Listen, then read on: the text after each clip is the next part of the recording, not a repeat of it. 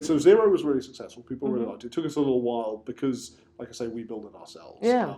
That's a whole extra kind of complexity that we've Yeah. never been exposed to before. Do you know what you used to design the PCB? I've been doing research. It was Allegro, Cadence. Allegro. So Cadence tools. I've never So heard of that we're one. a Cadence shop.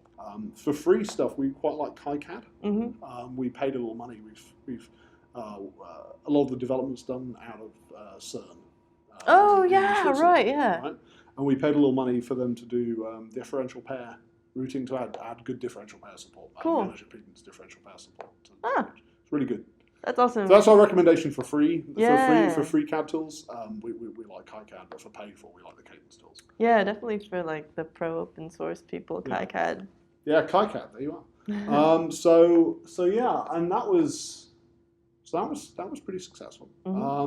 And we added the camera connector. That was obviously we had this V1.3. Oh, I didn't realize that wasn't a. No, the ones that are on the magazine don't have. So the first 100,000 we made, the ones on the magazine, and the first batch we sold didn't have camera connectors. It had the HDMI though, right? It had the HDMI, but just not that camera. And it was just dumb luck that camera connector. That's actually the camera connector it's not the camera connector we use on the Pi. It's a finer pitch camera connector than the Pi.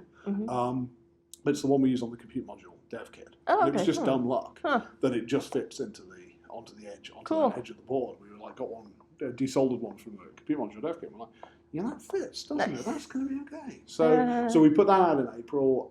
We kind of got to a point where they were then in stock.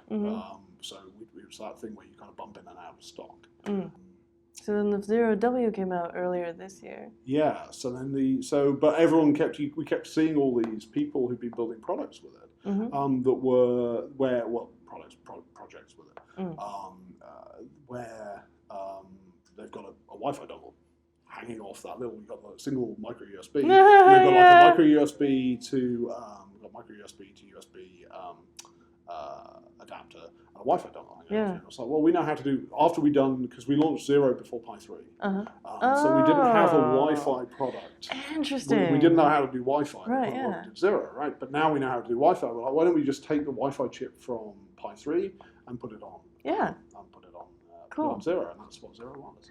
Yeah, you had mentioned before that like until recently the cost sort of differential to put wireless technology on something this small was too high, but then just like recently it's become much more feasible. Yeah, I think one of the big things that's happened, our engineering team has got bigger. So we've got a guy called Roger Thornton who joined us about 18 months ago, and he led the kind of the Pi 3 it's the conformance testing. It's not so much the engineering, it's then getting the FCC and all of, there's a whole world of different.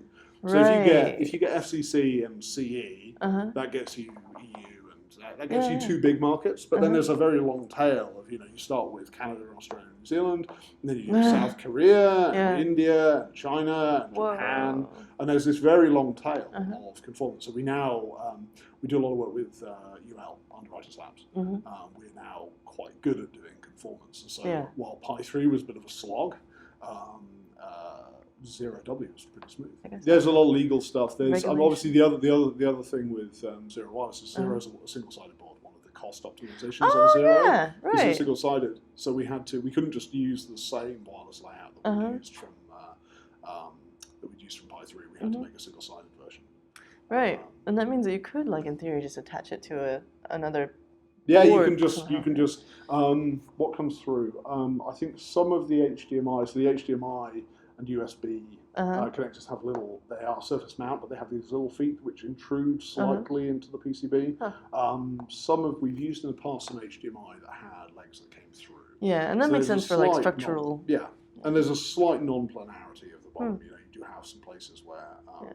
But I remember it being pretty flat. Yeah, by and large, you can just any kind of maybe if it was double-sided tape, which is very thin, you might struggle, but. Any kind of two-sided. But like foam tape, like you would need to, just stick it on there. Cool. And that was fun. Oh my god, Raspberry Pi Throwies. Then the other one is the antenna. Oh yeah. So we've gone from a chip antenna to a PCB antenna. And the PCB antenna on Zero is really cool. So there's a company called ProAnt. In fact, if you turn the Zero Wireless over on the back, it says contains antenna technology license from ProAnt AB. Yeah, so the Pi 3 has the little sort of ceramic thing which has a little coil inside it. And instead it's just like... It's just a drawing on the PC. Well, that's the thing that most... I should go and get one Most I should have brought mine. I feel like an idiot. I'll go and get one in a little bit. Most of the most PCB antennas, like you say, are like a little wiggle. Yeah. So if you look on a lot of single board computers that have Wi-Fi, they'll have a little wiggle. The antenna on 0W is kind of like a trapezoid. It's a kind of like it almost looks like if you think of the circuit diagram for a speaker with like a kind of a cone in a box.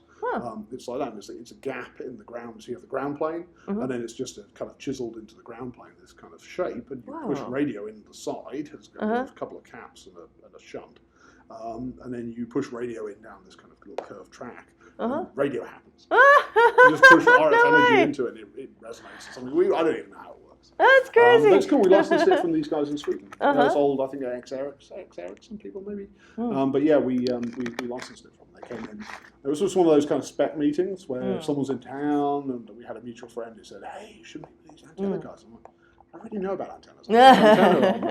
And then they came in, and they were just so impressive. And within a week, they had a design for us that we were able to put on the product. And it's really nice. It's not very directional. It just spews radio in all directions, which is nice, and the polarization is nice. And it's so efficient. We actually had to turn down. There's an amplifier built into the Wi-Fi chip. We actually had to turn it down versus the Pi 3 setting. So the 0W has a lower setting for the analog amp. So it would be like in compliance. Yes. Yeah. So that was pretty cool. Yeah, that's awesome. And it seems to give really good range. So we're really happy with that. I suspect future Raspberry Pi, I can't imagine us ever going back to using chip antennas now. Cool. Really cool. That's awesome. Yeah, that's good. So yeah, I was talking about the antenna. Oh yeah. Okay, so it's beautiful. This little thing down here is the antenna. It looks like no wireless antenna you've ever seen. So radio comes in down this little curvy track here, and then just see it looks like a loudspeaker, and radio comes out of it. So that's kind of fun. It's going in that direction, but kind of all directions. Kind of all directions. It's very isotropic, which is kind of fun. And what else have we got? Well, so that's the wireless. Stuff there, which looks quite familiar from the Pi 3. You see, there's nothing on the other side, so it's fairly. It's actually, I think, completely smooth now. Yeah, we used to have we had some HDMI connectors that had feet that had slightly longer teeth that came through there, but that's now completely smooth, so you really can stick that onto something. And I have set one of these guys up. It seems a little bit slower than the regular one, but that's obviously because it's a smaller computer. Yeah, that's it. And this is it's the same chipset we use on the Pi on the Raspberry Pi 1. And it's but clocked a bit faster. So Pi 1 is clocked at 700 megahertz. This is at gigahertz. Cool. But yeah, it was just lovely to be able to. I mean, both these products. I really love Raspberry Pi Zero. I mean, the big products are kind of fun, but it was nice to have a chance to go back and kind of challenge ourselves a bit, because I think it's easy to get comfortable. Yeah. You think, wow, we're making all these $35 computers, they're great. And obviously, Pi 3 is something like 10 times as powerful as this. Yeah. And only three and a half times the cost. But it's kind of fun to go back and challenge yourself and say, could we actually go and do it again? And for some people, that that 3.5 times difference in cost is a huge difference. Like when you now have this sort of race to the bottom of ESPs and stuff like that, and it's like, well, guess what? You can get an entire computer. There's the Latté computer.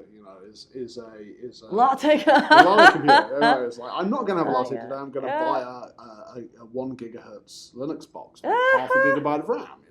And that's kind of great. It's kind of fun.